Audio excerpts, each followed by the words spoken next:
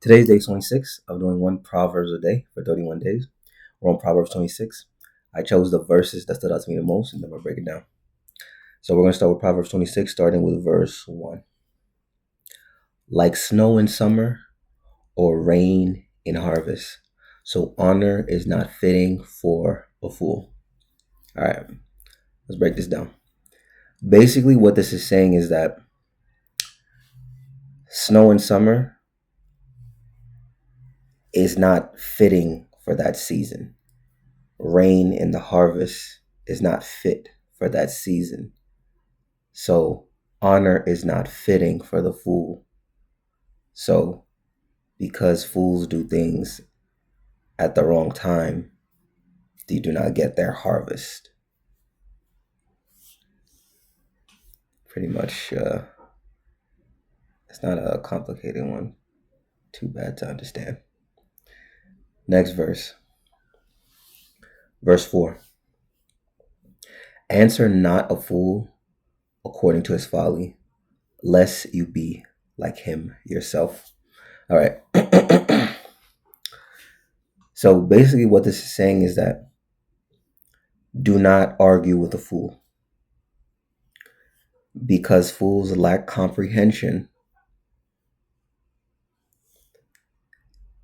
When you argue with a fool, you become a fool. That's what it's saying. The reason why, picture this. This is the fool, and you're going back and forth. You this. You're dropping knowledge on the outside, and you guys going back and forth. Someone walking by doesn't know who the fool is. They don't see the wise person. They see two fools arguing. Yeah. Next verse. Answer a fool according, verse 5. Answer a fool according to his folly, lest he be wise in his own eyes. All right. This one might seem counterintuitive from the previous one, but there are times when it's not that you argue, but you put your foot down or you stand firm, because sometimes if a foolish person has influence, it can spread to other people, and that's very damaging. So if you're in a position to drop gems and knowledge on somebody that is foolish, if they have influence in front of a whole bunch of people, you have to respectfully check them. Because, if they have ego or they're not susceptible to grasping knowledge or wisdom, of course, they might make you an enemy. But if they are open to it, they are open to correction, then there is still hope. Next verse. All right. I was laughing my whole time reading this. Verse 6 to 7. Whoever sends a message by a hand of a fool cuts his own feet and drinks violence, like a lame man's legs, which hang useless, is a proverb in the mouth of fools. All right, let's break this down. So basically it's saying that don't use a fool to proclaim or speak upon your message. Like, for example, if you're a king or a president, right? You're not able to go everywhere, so you have ambassadors that speak on your behalf, right? To different nations for their policies. The ambassador's job is to speak on behalf of the king or the president. Do you think a king or president is going to use somebody that has a second grade education? Or is the king or president going to use somebody that can speak eloquently, articulate their words, and has intelligence, knows negotiations. So if you're king or president of a country or even a company, are you going to send the second grade education person? Or are you going to use somebody that knows how to speak, that has intelligence?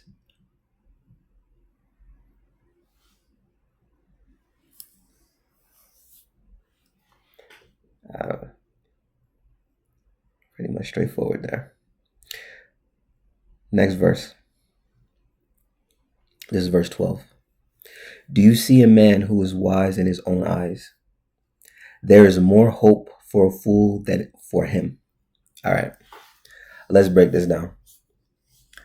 Basically, this type of man, the first type of man, is describing the people that are arrogant. The arrogant, the know-it-all, what is the word? Yeah, those are the two main words that come to mind. Excuse me. Those are the people that think they know it all. Like when someone suggests something to them, they're like, "Oh, I went from Oxford. I went to Oxford. I went to Harvard and Yale. I have 3 PhDs and a master's in sciences and all this stuff. You cannot tell me anything."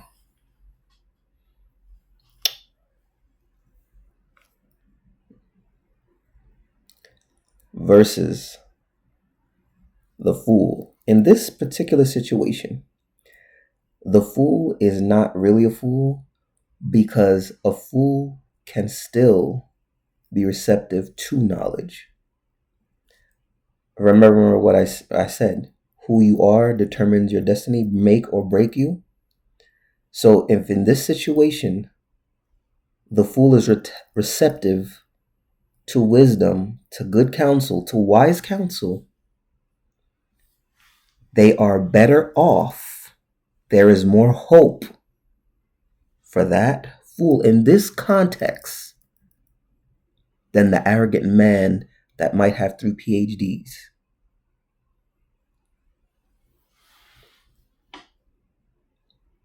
Next verse. Verse 16. The sluggard is wiser in his own eyes than 7 men who can answer sensibly. All right.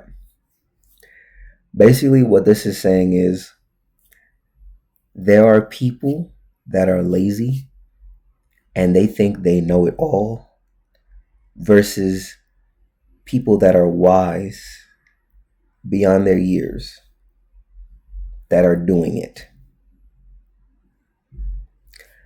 For example, that is like the person from your community, your local community, that's working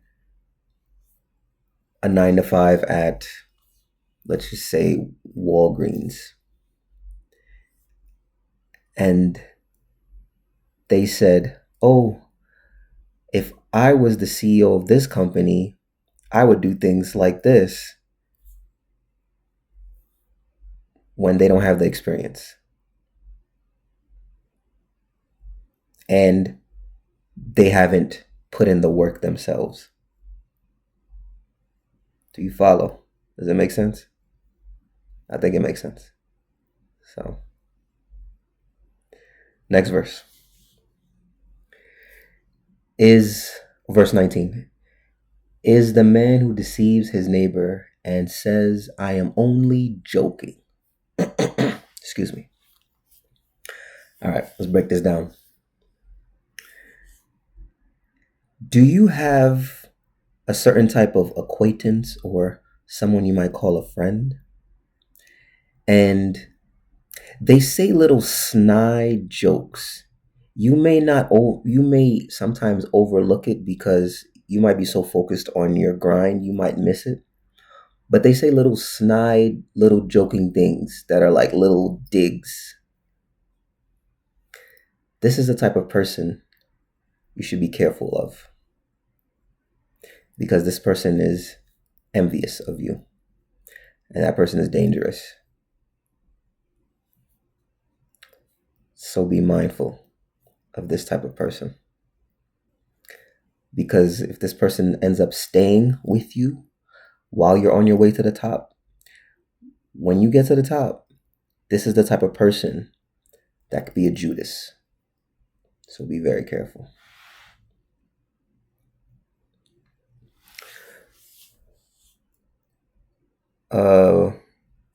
This is verse 24 to 26. This one's saying the same thing. Whoever hates disguises himself with his lips and harbors deceit in his heart. When he speaks graciously, believe him not.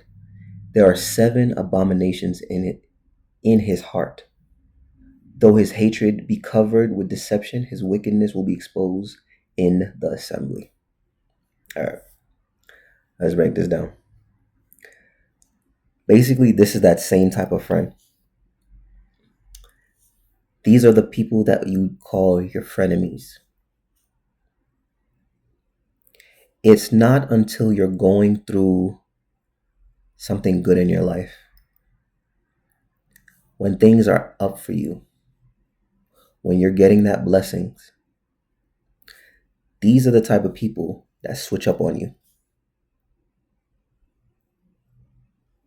They start distancing themselves from you, or throw jabs at you, because they're envious of what your season of blessing is, and it makes them feel less than. You reflect what they want to be, and they're not doing it. So they're going to be exposed in the assembly. So there will become a time, if it's a group of friends, that possibly can happen. And then this is how the fallouts happen. So, and that was the last verse for today. So this is the outline. Number 1, fools cannot receive blessings because they do things at the wrong time or season. Going back to that first verse, they're sleeping when they should be working when they should be resting. They never seem to align with the seasons.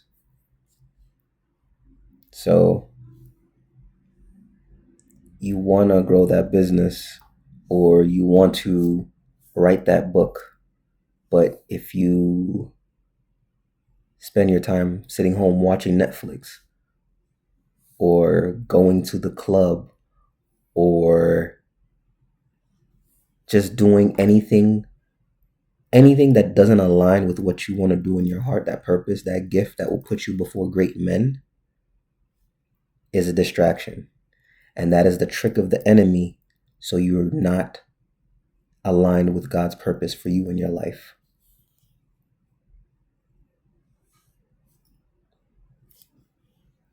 So if you want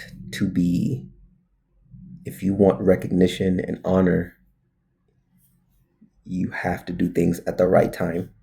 Timing is very crucial. And number 2, never argue with a fool.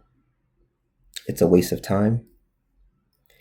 It's a waste of time, and it makes you look like one. Number 3, foolishness spreads like a virus. Stop it before it becomes contagious. So if you see someone that has influence and can possibly lead other people astray, nip that in the bud. Because it was the verse from yesterday,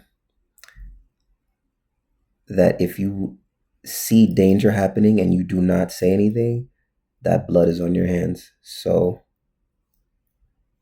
you have to speak up. Number 4, Wise men don't use a fool to convey their mission or purpose. I gave an example earlier.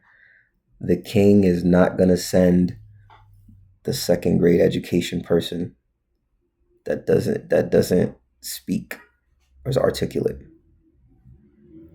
He's going to send somebody that knows how to use their words and has intelligence. And I want to say this to give some comfort with this analogy.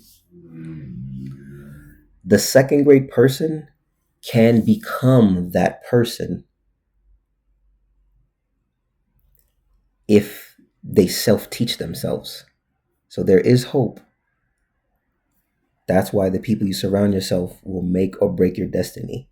So if that person aligns themselves with people that are wise, they can end up being that ambassador even without the degrees because they have the gift of speech. Speaking before others is a very powerful gift. Number 5. Arrogant and prideful men are more ignorant than the fool. Kind of crazy to say that, right? But I broke it down earlier. Because the arrogant and prideful men are, I want to think of the word, they are wisdom resistant. I just made a new word. Yeah. They are wisdom resistant because they think almost they have a grandiose mentality because they think they know everything. They're actually more ignorant because the fool might realize they are a fool and they do not know anything. And I said also, wise people never say they're the wisest. They're the ones that are like, oh, yes, you know what, teach me. Okay. They're open to listening. It's when you're listening, you grow in knowledge. So, since they do not have the ability to listen, they cannot learn. So the fool's better off in this situation than the arrogant, prideful man. Number 6. Watchers think they know more than doers. I'll say that again. Watchers think they know more than the doers. Hopefully I don't go over your head. So the people that watch the people that are on the high level status, and they always have something to say when they haven't walked a mile in their shoes, until you've done the same journey as that person or walking along the same lines, you can't really say anything. The only thing you can say is like, oh, I use different strategies than you, but we're on the same boat. That's a whole different conversation. But that's for another day. And number 7, be careful of deceptive and jealous men. Truth from the heart is often masqueraded as humor. Be careful with those friends that do the little side jokes. Sometimes you're so focused on your grind, you might not even notice. I forgot the girl's name, but it can get very dangerous. I don't remember her name, but I remember it was a girl. She had a very successful business. I forgot what it was. And I think it was, she went to a foreign country. I don't know if it was Mexico. I think it was Mexico. And I think she paid for all of their tickets or something of the sort. And these group of girls, and one, I think there was a guy there too. They beat her all the way to death. They joke in your face, but they got a knife in their back. Be careful. And this is the prophetic and kingdom principles. Humility opens heaven. Self-delusion closes it. I'll say that again. Humility opens heaven. Self-delusion closes it. I've read pretty much the whole Bible, and from what I've noticed and read in, followers of Christ that have written books, what I've noticed is that anytime a king or any person got prideful, God shuts them down. And that is one of the abominations. God hates pridefulness. Because pridefulness, it's a spirit of, trying to think of the word. Excuse me. Pardon me. Oh, get some water.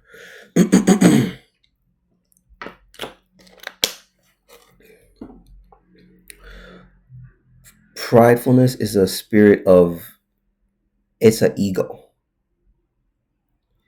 It's the big head syndrome. There we go. When you're so puffed up into yourself, these are the people that think their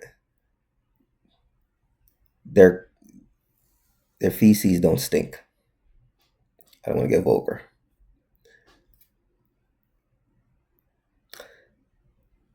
So you think God is going to want to use you when you are so into yourself? God is the one that created you. That's why humility opens up heaven. Because when you are humble, when you put yourself low, God raises you up. Because you're more receptive. You're more, what's the word? You're receptive to learning.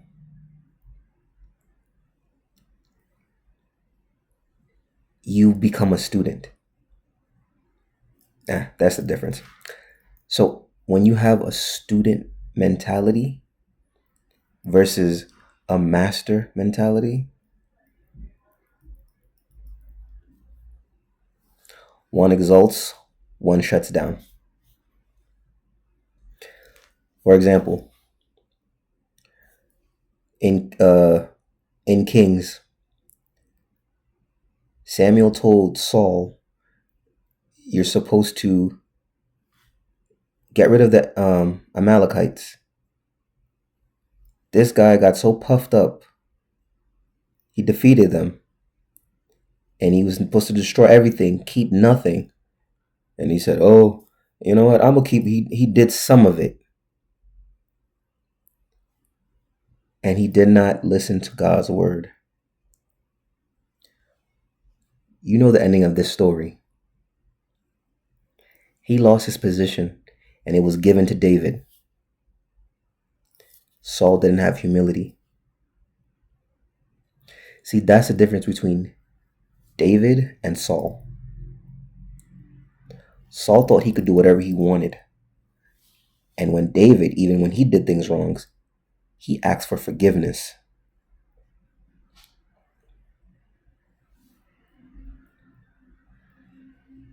Big difference.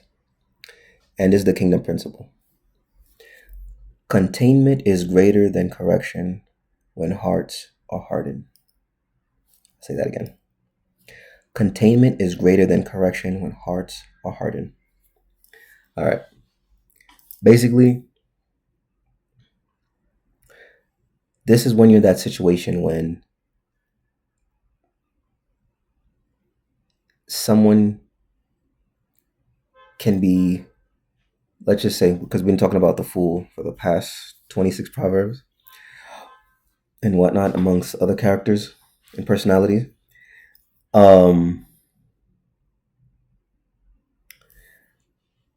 When the person can be a fool, and I said as in one of my other videos, sometimes you don't even have to be a prophet and you see where that person could be going, and you have to almost let them be, because people do what they want to do anyway. Like, you see how things are going to unfold for that person, and it's just like they're about to run into the pothole, and you're better off being silent, because the fool, they're hard of hearing. They'd rather get the 100 blows. But I'll see you tomorrow, 27. Peace.